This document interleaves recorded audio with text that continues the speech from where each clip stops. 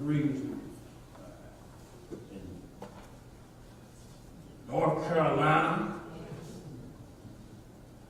hold degrees from Howard University, hold degrees from Chicago Divinity School, theological seminary, PhD.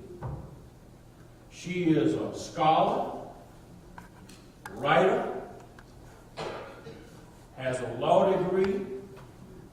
She can proclaim in many tongues truth. And she has been blessed to proclaim the undiable, unkillable, unstoppable Word of God. It is a joy to welcome her as we begin Black History Month and as we observe the Martha Stearns Marshall Month of Preaching to honor the work of prophetic women in the gospel ministry. Preaching is no new thing for black women. Amen. Amen. Black women have been preaching in houses, homes, places of worship, on clotheslines, doing their work to raise our people and raise the name of God. It is a joy to welcome Dr. Teresa Smallwood to continue in that wonderful tradition. Welcome her as you will, as you do, as you have. Someone who's come from God to bring a word of truth. Yes. And now, Deb, come and bless us with the music. Dr. Smallwood, preach like you know how.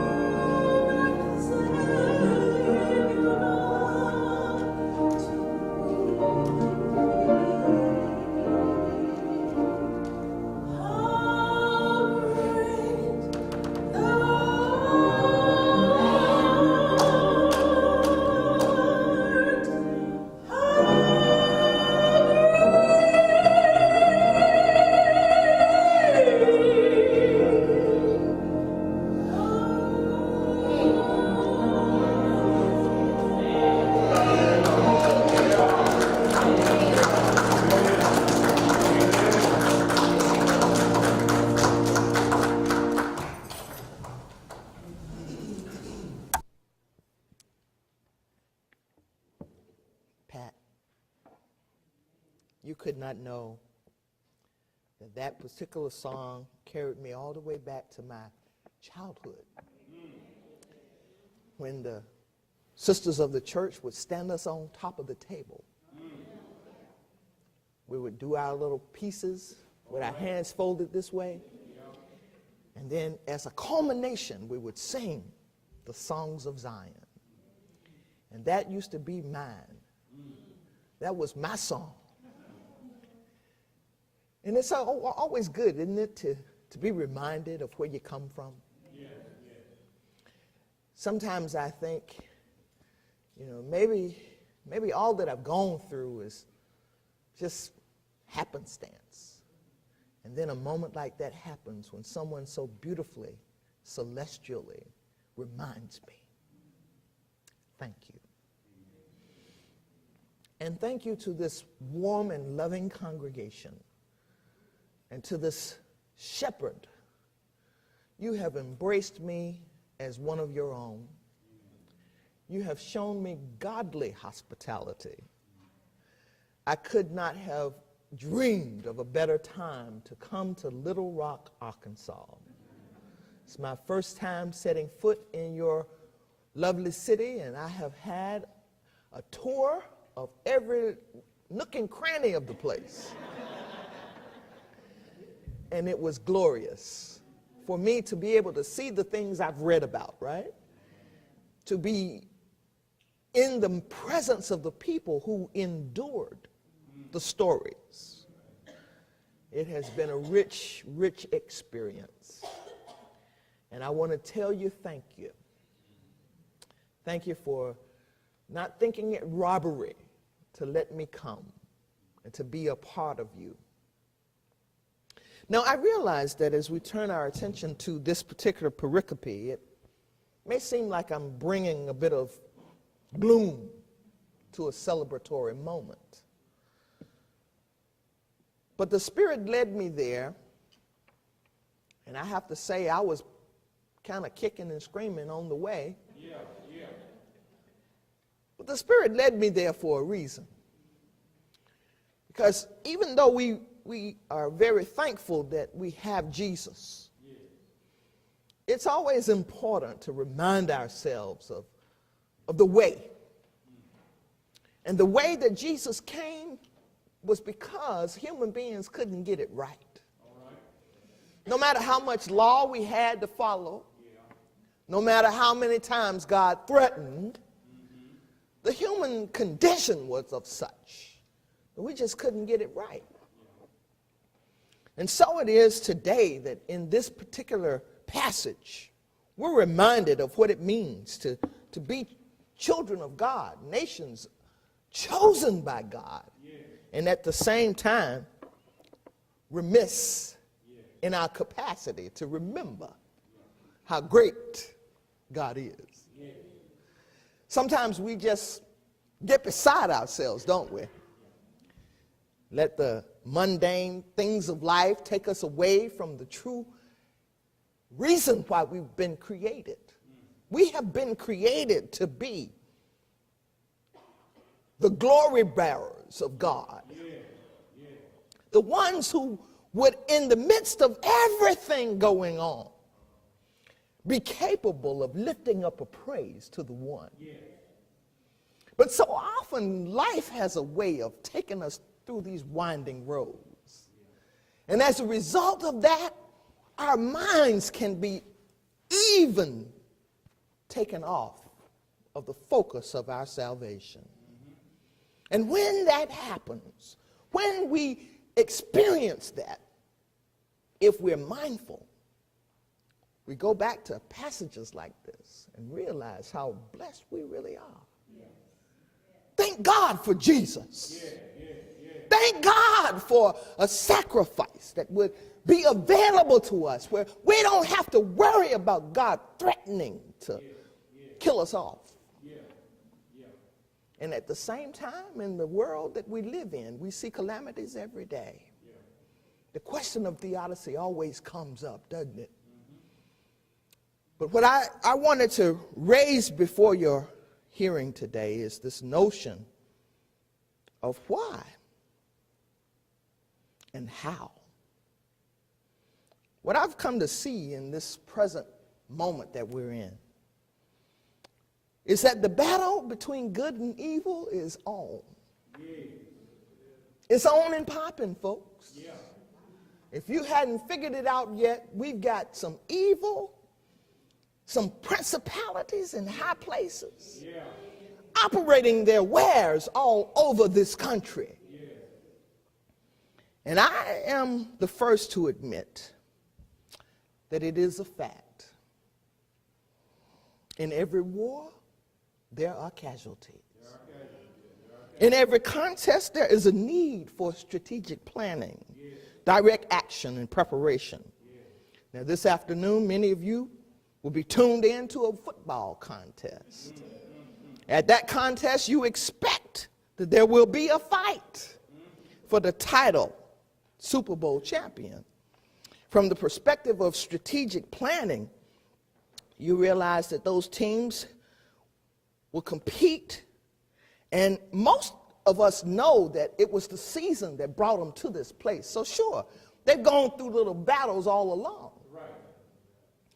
And what I've come to understand is that from the perspective of strategic planning, those battles prepared them for this moment. But the real test of their ability to be champions will happen on the field. On the field, the teams must perform their plays with stupendous execution. There will be challenges. And in every contest, you know, right, that there are challenges. The risk of injury, the risk of failure, the risk of penalty, the risk of disappointment, especially to those who support you. And despite the significant risks, the possibility of rewards. Now, the possibility of reward serves as a driver for most people in a contest. And when the contest is not about your salvation, but about your witness, as it is for those of us who claim Christ as our Savior, then it is a question of how can I bring the good news? To whom will it be entrusted? And how is it that we can prepare a people to avoid this kind of destruction? I've been very interested when I use this football metaphor. Been very interested personally in how, in the face of so much scientific evidence of the long-term danger and serious injury known as chronic traumatic encephalopathy, a neurological disease linked to head injuries to the players in sports like football, how it is that people would take that risk. Perhaps Colin Kaepernick's taking a knee signifies an act of racial justice on an even deeper level than some of us have contemplated. But that is of another story for another day. The situation of risk is what I want to talk about. The risk of permanent injury and indeed death. And I think that when I look at that metaphor, it's really analogous, isn't it, to some of what we see ourselves up against as Americans. The situation that we are up against is almost like where Jeremiah found himself gathering the ancestors, gathering the priest. He was a part of a priesthood and being told where to go to bring forth this prophecy. Now, Jeremiah, as a prophet, was the son of Hilkiah, who was a high priest in Jerusalem. He was the one who found the book of the law. And as a Levitical priest, Jeremiah was set aside by God to prophesy admonition to Israel, but not just admonition, there was also given for them on many occasions a means of escape. Now, I have chosen this Jeremiah 19 simply as a situational text. I'm not trying to put the fear of God in anybody about this kind of destruction or to make children feel uncomfortable about somebody eating their flesh. That's not the point. Amen. The point is that at a point in time, this edict went out because people lost sight of who's really in charge. Sometimes if you don't remind yourself of who's in charge, you can fall prey to fake news. You can be in a position where you get pulled around, corralled into believing certain things that are truly nothing but lies. So his message was a simple one. Return to God. Return to God. This is a nation that claims itself to be under God. And at the same time, we see it playing to all kinds of idolatry. In this particular situational text, we find Israel is being given this pronouncement because its destruction is at bay. The people had resorted to the worship of false gods. Money seems to be a false god here in America. Power seems to be a false god here in America.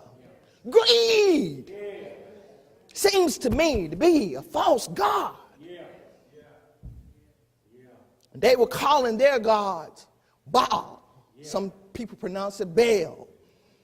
They had begun to build altars to Baal.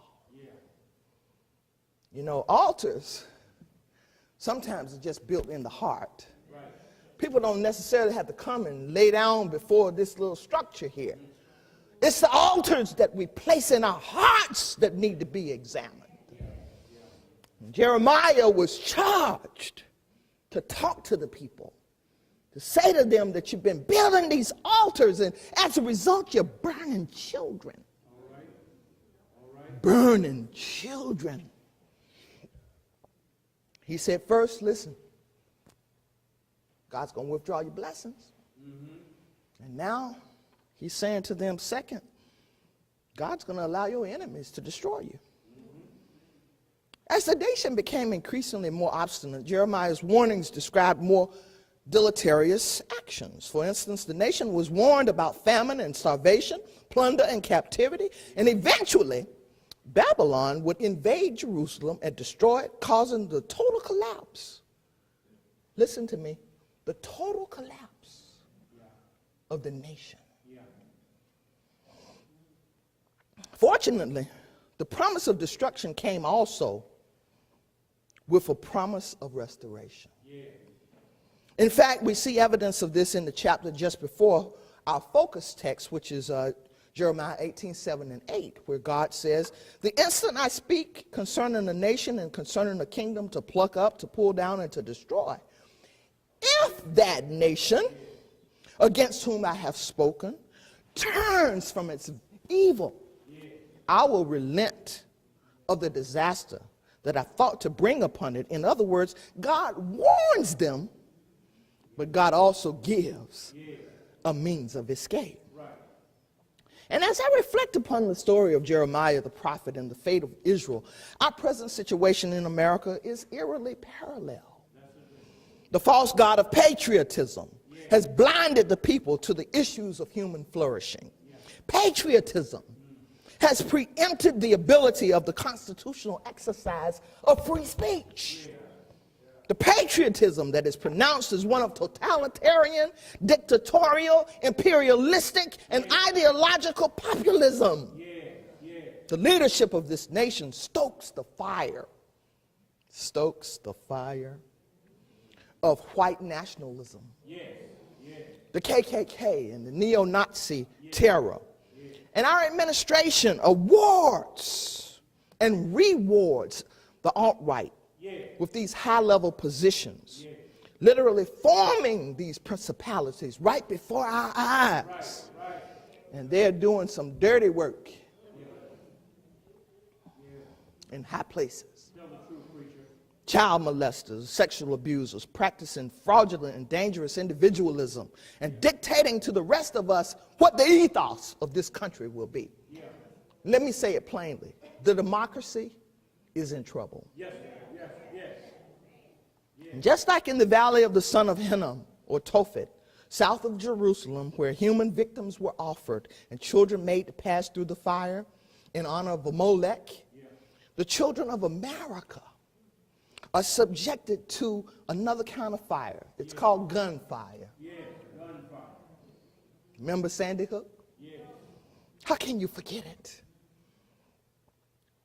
Some of them are being tortured in the sex traffic trade. Yeah. Their mobility is being faced when we have congressional people who will allow the government to shut down before they fund CHIP and give them health care. You know what happens to children if they can't get the medicine they need? They die. Yeah. It's no different. It's still a sacrifice. Yeah. And don't forget the dreamers. Yeah. These kids who came here with parents and now being threatened to be sent back to places they've probably never visited, Amen. much less have any connection to. Right. Sacrifice. Yeah. Now, in the face of this type of behavior, God sends a warning to Israel that promises to make the ears of those who hear the warning tingle. Yeah. Jeremiah, put forth by God, calls forth in the same book, but in chapter 9, he calls for the mourners, the wailers, those wailing women. It was their job to come and to grieve over the situations that they faced. A lot of times they had professional mourners coming to funerals and touching the funeral biers and all. But you know something, folks? I know Donna McClurkin said, stand. After you've done all you can, stand. You prayed and you cried, and you prayed and you cried. I know you said it,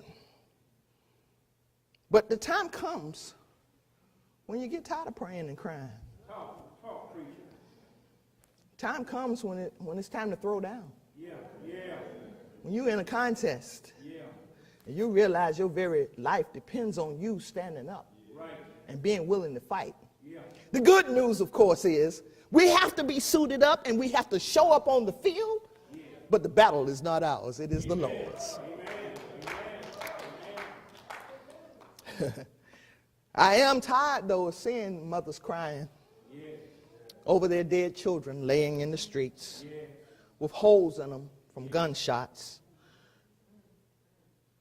In Chicago, where I moved from when I went to Tennessee, we had just shut down the Mag Mile in a direct action because the city had covered up the circumstances of the death of Laquan McDonald.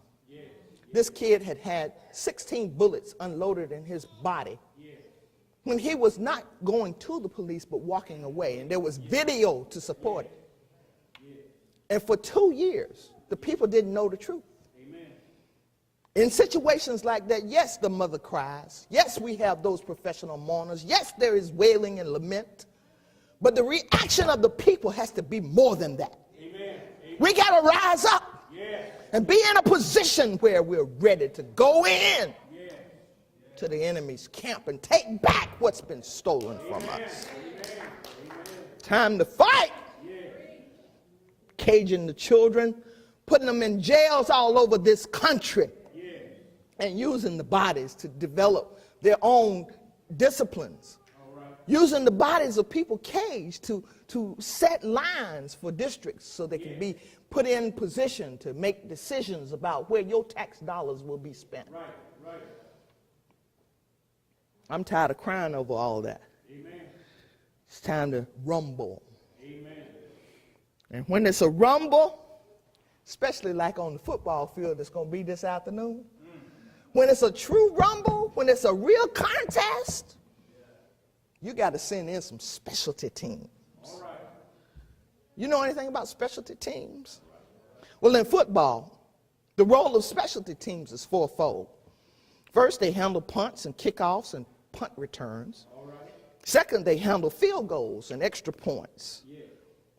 You know, the attempts they make to get the extra 3 points and so forth. Now, third, they take care of the kickoff returns. And fourth, they are the teams that attempt to block field goals and extra point attempts. And then what you find is that it's the specialty teams that are sent in, literally, to turn the situation around. That's right. Specialty teams help maintain good field position for the team. And they keep the opposition in bad field position. All right. In the contest we face as a nation, I stand today in my prophetic authority. All right. And I say to you, send in the women. All right. All right. All right. Send in the women. All right. It was the women in our history who made the difference. Ida B. Wells wasn't going to stop until she brought national attention to what was happening in the lynching of our people. Send in the women. It was Sojourner Truth said, listen, you're going to freedom today. You can go on your own, or I got this gun. Come on. What is it going to be? Send in the women.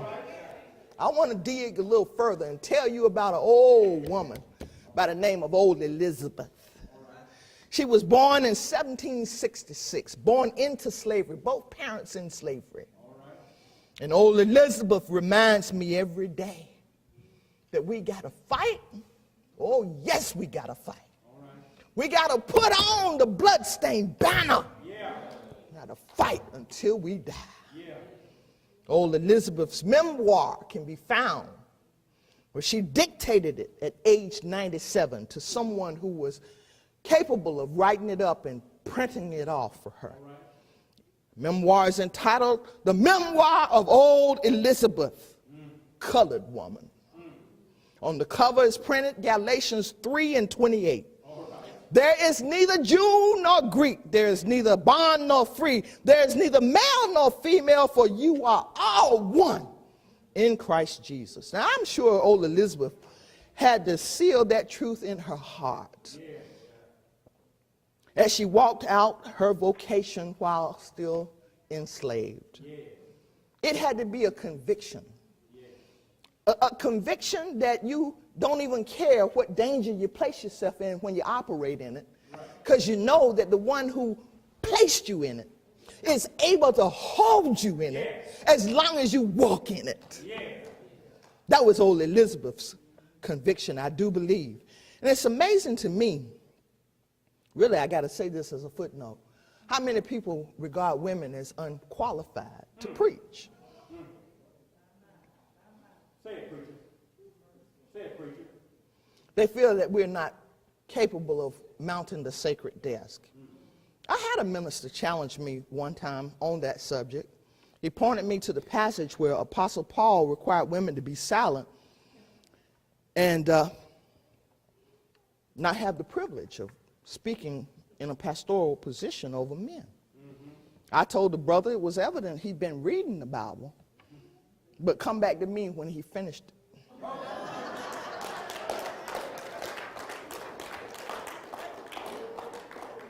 Because when it comes to preachers, we can't cherry pick the Bible. We can't cherry pick the scriptures. Old Elizabeth understood this in the 18th century. And she is a part of a steady legacy of women who understood themselves to be God's instruments. And I want to say to us today, send in the women, that specialty team of folk who understand what it means to fight, how to fight and how to put up your dukes. She understood Joel's prophecy. It shall come to pass afterward, I'll pour out my spirit upon all flesh. Your sons and your daughters shall prophesy. Your old men shall dream dreams. Your young men shall see visions. And also upon the servants and upon the handmaidens. God has said God will pour out God's spirit. Old Elizabeth believed it. And she relates her story, being on the plantation at 11 years old, being sold away from her parents and how she longed to see her mother.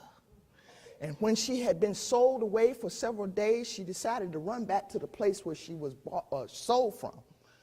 She had to walk 20 miles to get there. But she made it. And when she got back with her parents, they told her, said, baby, I'm sorry, but you're going to have to go back. But her mama told her, said, listen, God's got you.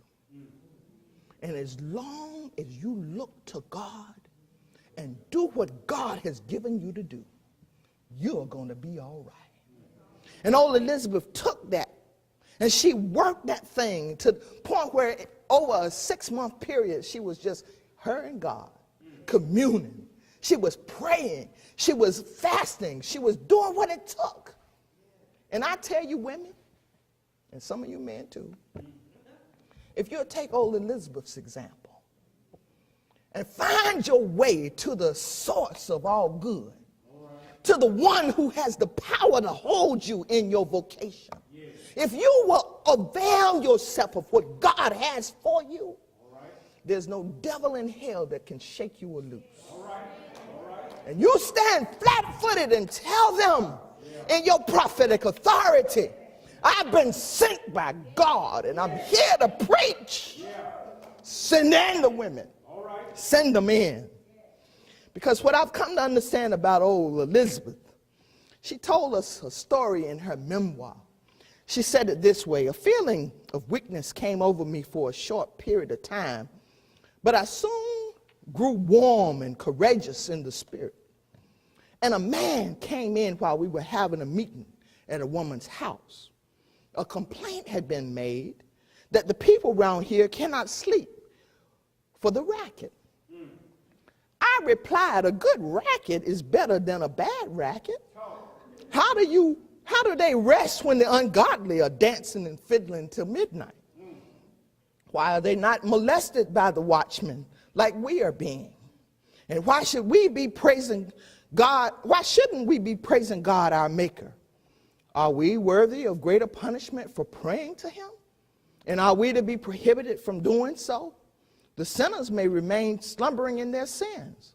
While speaking these few words, she said, I grew warm with a heavenly zeal and laid my hand upon him and addressed him with the gospel truth. She said, son, how do sinners sleep in hell after slumbering in their sins here and crying, let me rest, while sporting on the brink of hell? Is the cause of God to be destroyed for this purpose? And speaking several more words, she said, the man turned to her and said, ma'am, I don't know what kind of force you have. He said, but I ain't going to bother you no more. Just go right on with your meeting. I raised the story of old Elizabeth to say, at some point in time, God's going to summons God's children. We're going to be called in, ready to break the cisterns. Now, the word tells us that the cistern could not be, once it was broken, it could not be mended. But what we know in deeper looks at that particular passage is it couldn't be mended, but it could be recreated. I'm saying to you, don't be afraid. Be a part of a specialty team. Let God send you where God will. Preach the word in season and out of season. And understand that when you stand for God, God stands for you. God bless you. Amen.